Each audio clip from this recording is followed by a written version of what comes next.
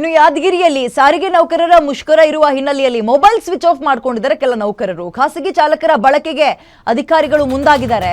But ಪ್ರಯಾಣಿಕರಿಗೆ ತೊಂದರೆ ಆಗದಂತೆ ಖಾಸಗಿ ಚಾಲಕರ ಬಳಕೆಗೆ ಪ್ರಯತ್ನ ಪಡ್ತಾ ಇದ್ದಾರೆ. ಬಟ್ ಖಾಸಗಿ ಚಾಲಕರನ್ನ ಬಳಸಿ ಕೆಲ ಬಸ್ಗಳ ಸಂಚಾರವನ್ನು ಕೂಡ ಮಾಡ್ತಾ ಇದ್ದು ಶಹಾಪುರ ಸುರಪುರ ಕಡೆಗೆ ಕೆಎಸ್ಆರ್ಟಿಸಿ ಬಸ್ಗಳು ಹೊರಟಿವೆ ಈಗ. ಆದ್ರೆ ಬಸ್ ಓಡಿಸೋಕೆ ಕೆಲ ಖಾಸಗಿ ಚಾಲಕರು ಒಪ್ತಾ ಇಲ್ವಂತೆ. ಯಾದಗಿರಿ ಕೇಂದ್ರ ಬಸ್ ನಿಲ್ದಾಣದಲ್ಲೇ ಕುಳಿತಿದ್ದಾರೆ ಖಾಸಗಿ ಬಸ್ ಚಾಲಕರು. ನಾವು ಒಬ್ಬರೇ ಹೋಗಲ್ಲ ಅಂತ ಇದ್ದಾರೆ ಖಾಸಗಿ ಡ್ರೈವರ್ಸ್ ಅಂಡ್ ಕಂಡಕ್ಟರ್ಗಳು. ಹಾಗೆ ಪೊಲೀಸ್ ಸೌಲಭ್ಯ ಕೊಟ್ಟರೆ ಹೋಗ್ತಾರಂತೆ ಡ್ರೈವರ್ಸ್ಗಳು. ಬಸ್ ಮೇಲೆ ಕಲ್ಲು ತುರಿದ್ರೆ ಯಾರು ಹೊಣೆ ಅಂತ ಇದ್ದಾರೆ. ಆ್ಯಕ್ಚುಲಿ ಎಕ್ಸಾಕ್ಟ್ಲಿ ಹೌದು. ಈಗ ಬಸ್ ಓಡಿಸುವಂತಹ ಎಕ್ಸ್ಪೀರಿಯನ್ಸ್ ಇದೆ ಹಂಗನ್ಕಂಡು ಯಾರನ್ನ ಕರ್ಕೊಂಡೋಗಿ ಕೂರಿಸ್ಬಿಟ್ರಾಗತ್ತಾ? ಈಗ ಇವರೆಲ್ಲ ಬಂದ್ ಮಾಡ್ತಾ ಇರೋದೇ ಏನು ಹೇಳಿ?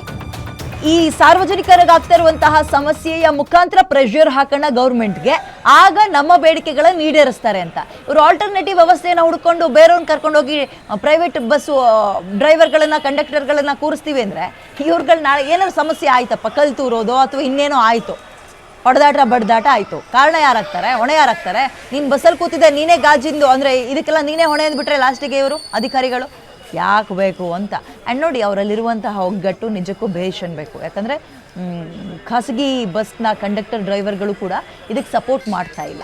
ಅವ್ರುಗಳಿಗೂ ಅರ್ಥ ಆಗಿರುತ್ತೆ. ಯಾಕಂದರೆ ಒಂದೇ ಪ್ರೊಫೆಷನ್ ಅಲ್ವಾ, ಹೇಗೆ ಏನು ಎಷ್ಟು ತನಕ ನಿಂತ್ಕೊಂಡು ಕೂತ್ಕೊಂಡು ಗಂಟೆಗಟ್ಟಲೆ ಕೂತ್ಕೊಂಡು ಬಸ್ ಡ್ರೈವಿಂಗ್ ಮಾಡಿಕೊಂಡು ತಮ್ಮ ಜೀವನವನ್ನು ಸಾಗಿಸ್ತಾ ಇರ್ತಾರೆ. ಬಟ್ ಕೆಲವೊಂದು ಬೇಡಿಕೆಗಳನ್ನು ಮುಂದಿಟ್ಟಾಗ ಸರ್ಕಾರ ಕಡ್ಡಿ ತುಂಡಾದಂತೆ ಇಲ್ಲ ಅಷ್ಟಾಗಲ್ಲ, ಇವಾಗ ನೋಡೋಣ ಮುಂದಕ್ಕೆ ನೋಡೋಣ ಅಂದಾಗ ಅವ್ರಿಗೂ ಬೇಸರ ಇರುತ್ತೆ.